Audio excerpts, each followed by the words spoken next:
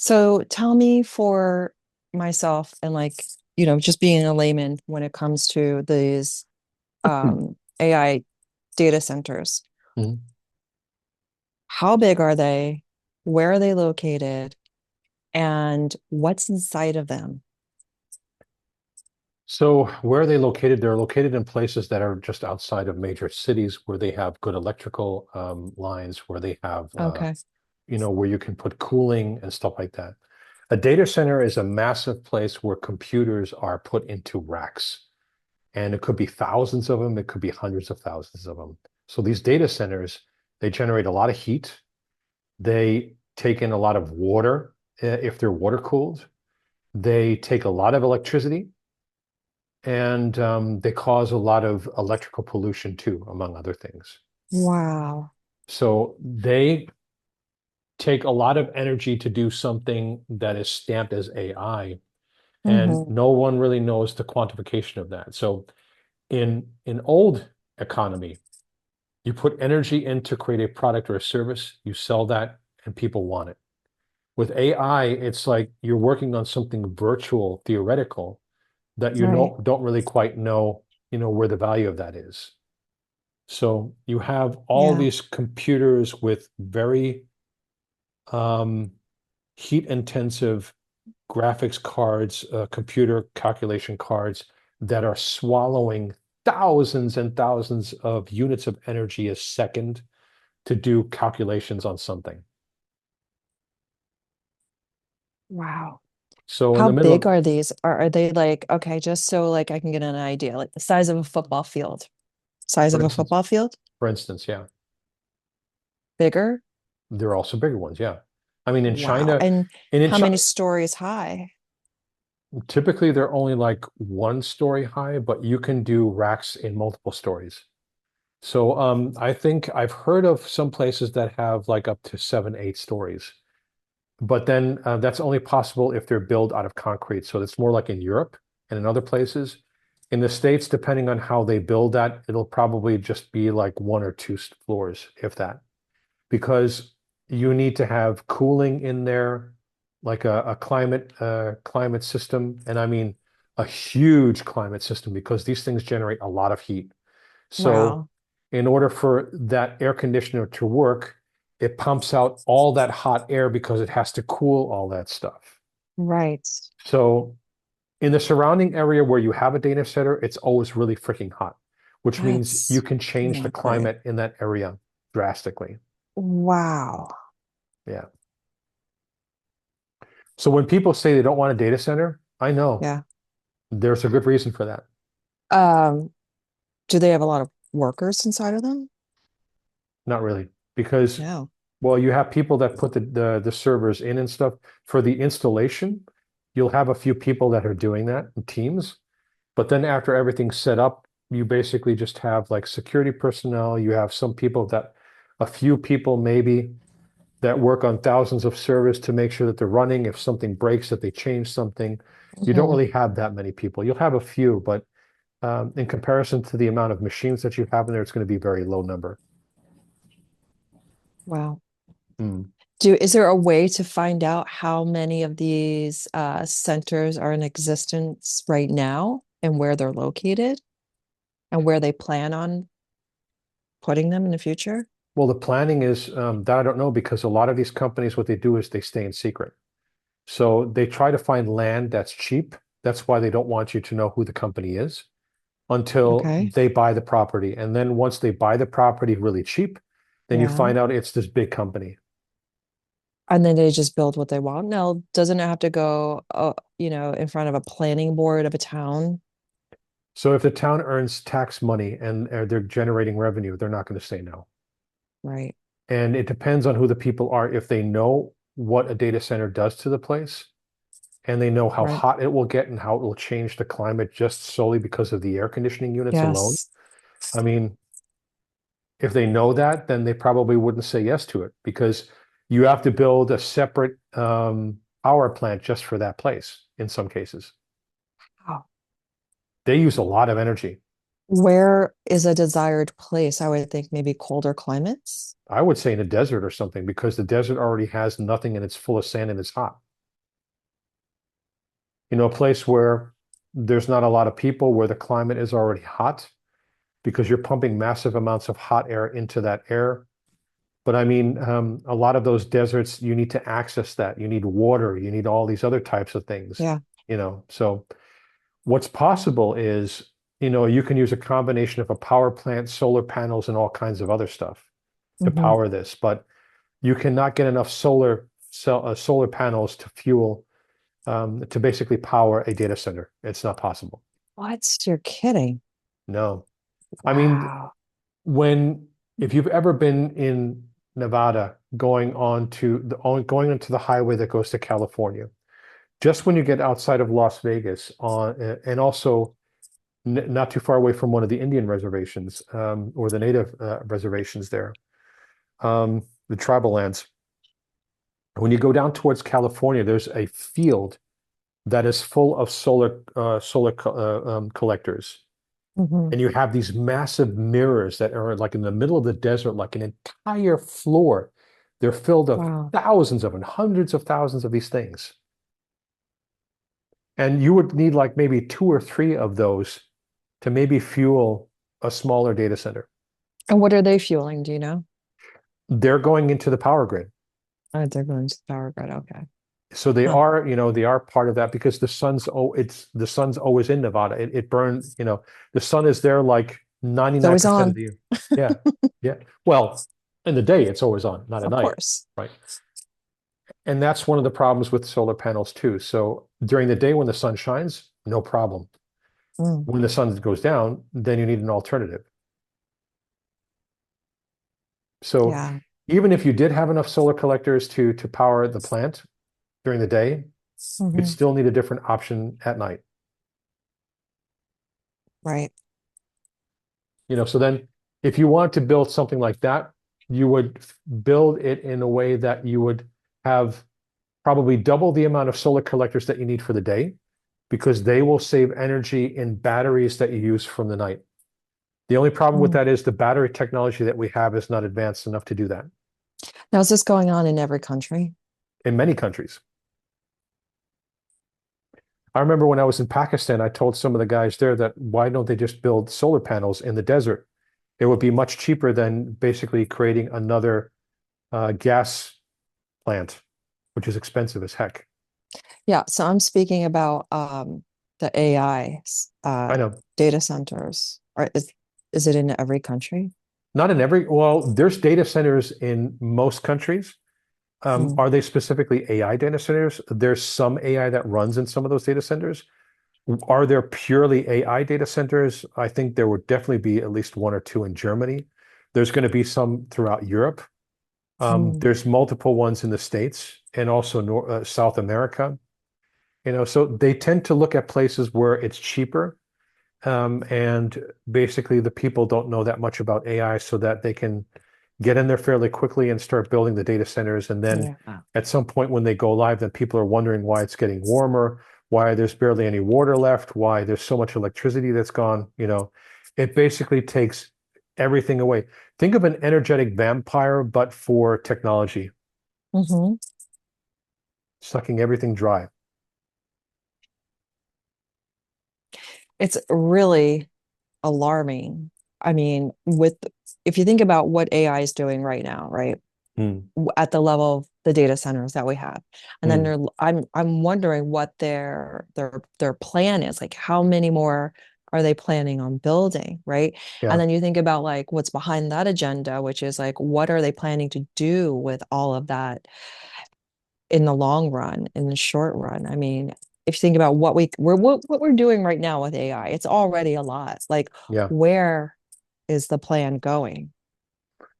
Well, if you think of it this way, if they're trying to mimic the brain and you need all that energy to power that, and every major country wants their own version of that, then what happens after you have that brain? What is it going to do?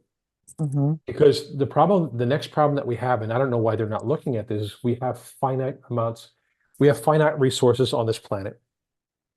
We have a certain amount of water and a certain amount of precious metals and minerals and stuff like that. Hmm. If you invest so much time in building AI and you don't build any other things, you don't have a working economy because Right. an AI data center doesn't really power the economy. It's the energy in proportion to the value that you're getting is low Hmm. because even if the AI is intelligent enough, it's just not sustainable. I mean, you'd probably have to build a nuclear power plant for each data center. It's insane. Yeah. And even then, the question is, if you build a nuclear power, well, if we could do saltwater fusion, that would be much better, which is a new technology for atomic reactors that is supposed to be safer than plutonium and everything else that we're using, and all the other types of water-based cooling systems. There's possibilities of doing that, but we're not advanced enough for that energy. And that's why I think if we keep on going down the AI route, it'll probably destroy humanity because we don't have enough resources to fuel that growth. Yeah. And it's artificial. Every country wants their own AI version. And I mean, it's just not possible. It just doesn't make Mm. sense. Yeah.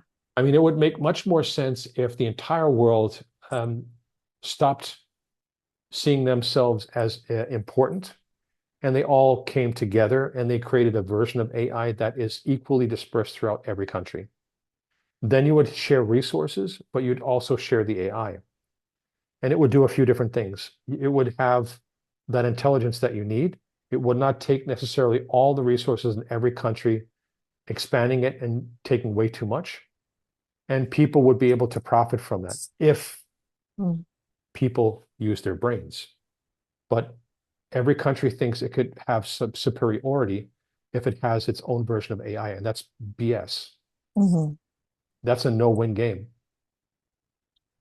But I would be afraid with it being programmable, then it could become something like a one world order type situation if it's shared, one that's just shared But who says that's globally. not already the case? We don't know that. Right. I mean, if there's shadow governments and whatever, Yeah. all these other conspiracy theories that are out there, if even a little bit of that is true, I mean, things like the Bilderberg Group and all these other places, no one really knows what goes on in those private places. What's that? The Bilderberg Group is, you should Google it. The Bilderberg Group is a group of people that that come together in different places in the world that talk about politics, about what's going on in the world and how to tackle problems. So sort of like a pseudo world order group, if you will, without calling it a Hmm. world order group. And who is it comprised of? There's different presidents, different government, high level government officials, you know, the King of England and all different types of people that are there, They're corporate leaders. Yeah. Well, I mean, really big ones. I mean, like award shows and stuff like that. So really, really big people are part of that. So yeah, Google the Bilderberg Group and you'll find it. I mean, people have been thinking for years, what are they actually talking about? And is there a conspiracy or is that the Illuminati or whatever types of things that are going on, different stories that they say. But there's also another one in the States. There's the Bohemian something. I forgot what the name was. Rhapsody. No, no, there was also like a group that they meet, I think once every year or once every few years in like this Bohemian Hollow or something like that. And they're also like ex-presidents and current presidents and high political officials and stuff like that.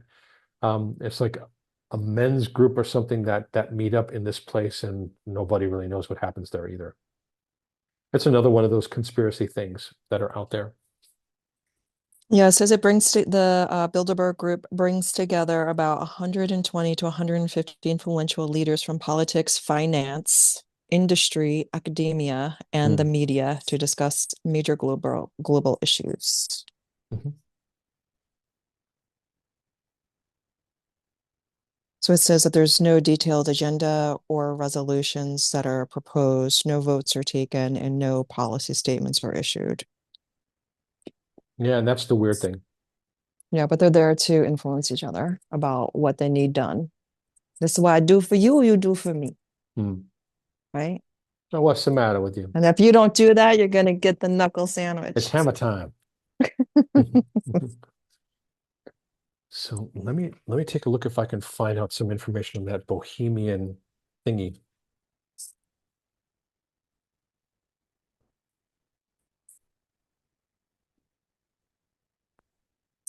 And you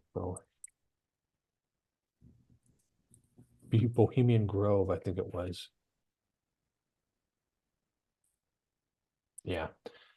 The Bohemian Grove is a private campground covering 2,700 acres in Monterey, California. Founded in 1878, it is owned by a private gentlemen's club called the Bohemian Club. Each year in mid-July, the Bohemian Grove hosts an annual gathering lasting more than 2 weeks, attended by invited members and guests from politics, business, and the arts. Lasts for 2 weeks. Yeah, That's a long retreat. yeah. And that's very, very exclusive too. Yeah. And what are they doing? So the Grove is known for hosting a meeting related to early planning of the Manhattan Project in September 1942. Participants included Ernst Lawrence and J. Robert Oppenheimer, along with members of the S1 Executive Committee and representatives from major universities, industry, and the U.S. military. Although Oppenheimer was not a member of the S1 committee at the time he and Lawrence hosted the meeting, the discussions held there contributed to the broader development of the atomic bomb. Mm, And then former US presidents like Herbert Hoover, Richard Nixon, yeah, Bill Weiss, a whole bunch of them. Yeah. The Bohemian Club's all-male membership includes artists and musicians, as well as prominent business leaders, government officials, former US presidents, senior media executives, and other influential figures. So similar group than the Bilderberg group, actually, mhm. in some ways. Yeah, Rubbing but elbows, plotting and planning. mm. Yeah, and there were some people that supposedly got videos and stuff that they did some kind of really weird rituals and stuff like that and danced around naked and God knows what. God knows what, you know. When you have it all, what's left?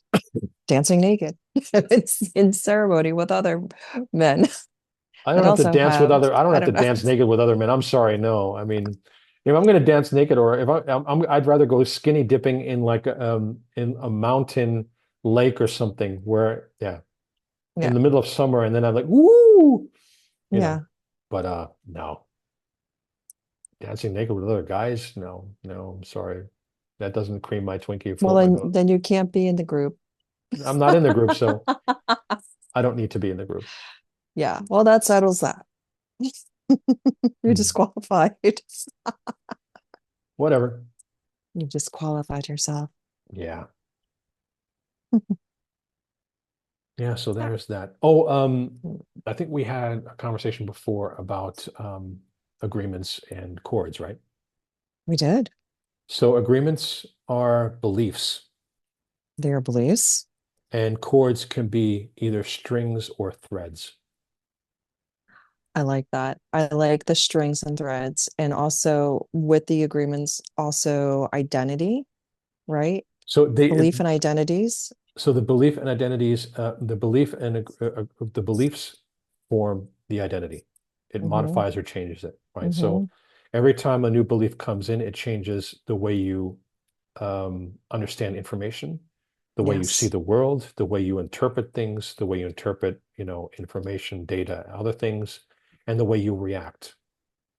So beliefs are very, Yes. very strong things. I think there's more and more people who are starting to come on to realizing these things with AI and the manipulation and the hijacking of their attention, Yeah. that are not privy to understanding the words like agreements Mm, or chords. It might seem foreign. So I love being able to sister in those other words that right. mean the same thing, Yeah. that they can digest in a way that is familiar to them. Right. Right. So a belief has a thread that connects that to a pattern, a way of doing something. Hmm. And And that creates all identities. and that multiple beliefs and threads create your identity. They modify it. I love that, Mike. I love it. Mhm. I do. And what we're doing is we're with our technique, we're taking the scissors and cutting the threads, and we're getting rid of the bad beliefs and making positive ones, or helping people have positive ones. Yes. We're replacing them with their beliefs from their sovereign identity, Right. not an identity that's been hijacked and programmed. We've all been programmed, Help them right? get to their authentic self, who they really are. Yes. Yes. It's a crazy world we live in. It's crazy times, right? But we're here to make it We less are crazy, here. Yes. or to make it more fun. Or Make it more fun. yeah. So what All else? right. We have those beliefs, Uh, agreements or beliefs. We have Yeah. chords or threads or strings. And patterns are patterns. Patterns are just the way of the way the brain works, the way you do something in action or a trigger. Yes. Yeah. Yeah. So I have to get going, so I have to deliver those teas across town to that lady. Okay, She just texted before. let me stop the record. Okay.